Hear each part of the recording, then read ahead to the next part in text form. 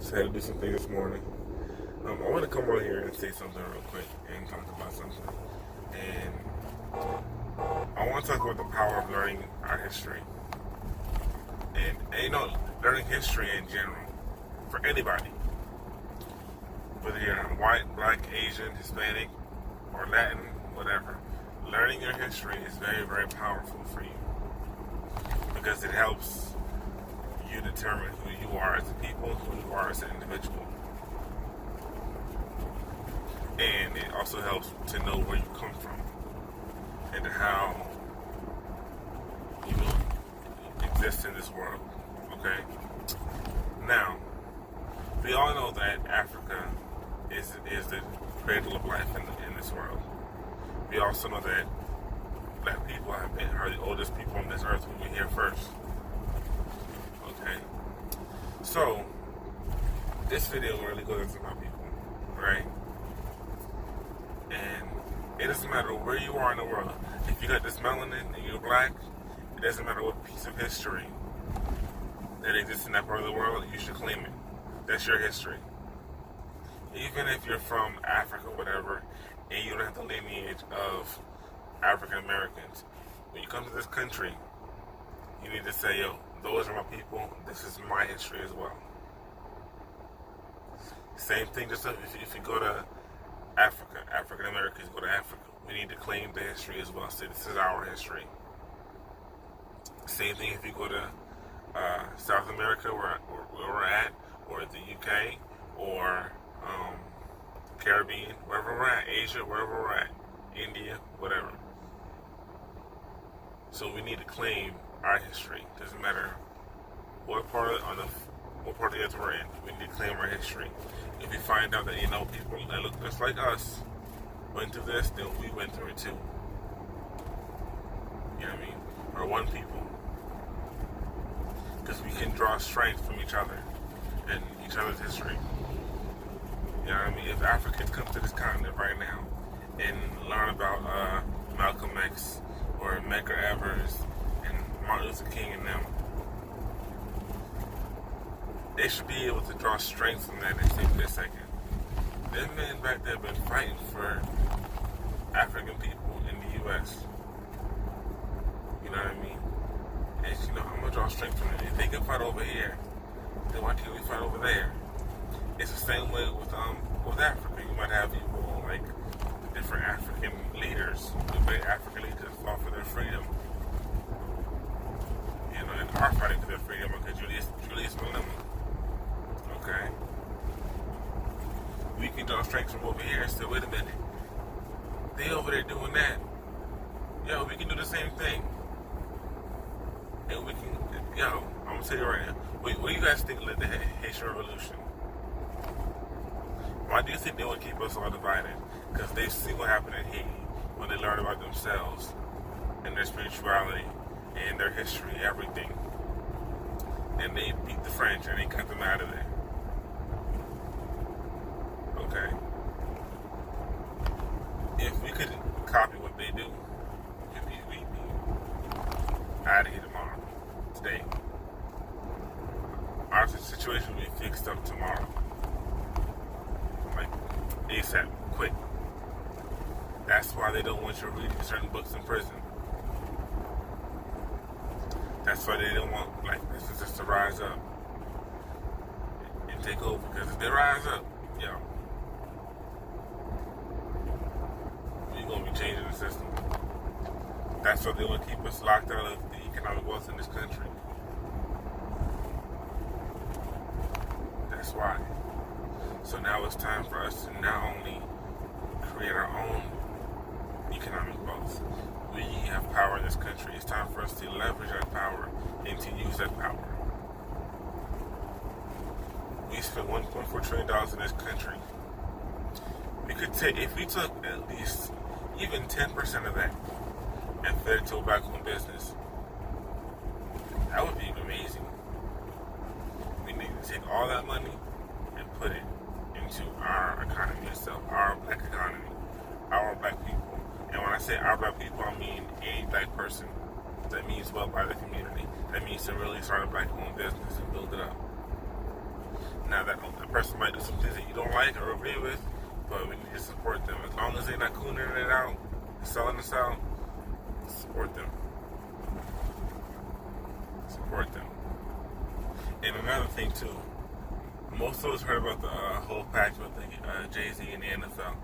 Guess what? None of us need to be watching football or any sports for that matter. None. There's no reason why the NBA and the NFL are 70%, 80% black players, but there's no black owners. I barely even see any black coaches. No reason for that. There's no reason why those men practice and work hard almost all their lives to go play for the white man. No reason. And make them billions of dollars. No. They put in the hard work. Them players put in the hard work. They should be making the hard money too. They're the ones who should be making billions of dollars off of their talent. Not these so-called owners that don't do squat. So we need to stop playing for them and say, you know what? We're going to go over here and create our own little league, and we're going to build that. Because if y'all could do that, y'all can make so much more money in a short time with nothing. Because think about this. In this day and age, you don't need, we call it MSNBC, CNN, all the other mainstream media to cover the games. You don't need that. You don't. You could literally set up your own streaming service today. You know what I mean? You could even get some cameras, whatever, and set it up. And say, you know, we're not playing for you over there. We're going to make our own camera system. We're going to start our own streaming service. We already got our own phones. We're going to work it out. We say, you know what? Most folks got iPhones. Most folks got Androids. You know, whatever. You know what we're going to do? We're going to create our own little Netflix. Whatever. Or even that. We create our own. And then we say, you know what? Until we get to that point where we can do it.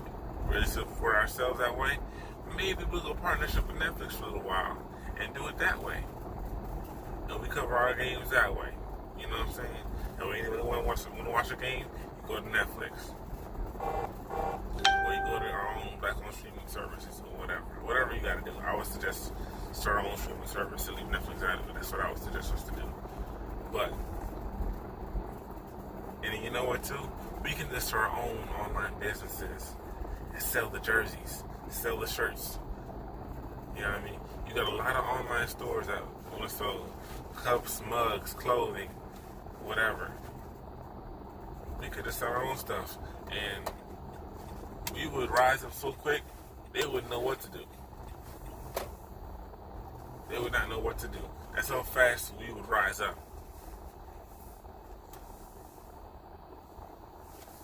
Because we are the biggest spenders in this country, it's time for us to also become a big producer in this country. Okay? We can do everything ourselves. We don't need, I should say, white daddy, white mommy. We don't need them. We don't need anybody else. Just our people. We don't need the Chinese. We don't need the white man, the Arabs, the Muslims, whatever. We don't need none of them people. We were here before them, and we're going to be here after them.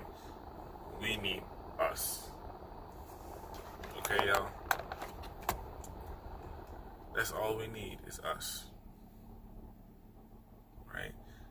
So, I just gave you guys some ideas, right, of how we could do things ourselves and build up and fix things out. Because you have companies out there, young black people like myself, who want to be out there and build a company and are trying to do so. And guess what? If the NFL was gone, NBA gone, whatever, and created our own black league, and I could one day sell the jerseys or whatever, you know how much money I would make? You know, I don't mean to sound selfish, but do you know how much money that would bring in from my own company?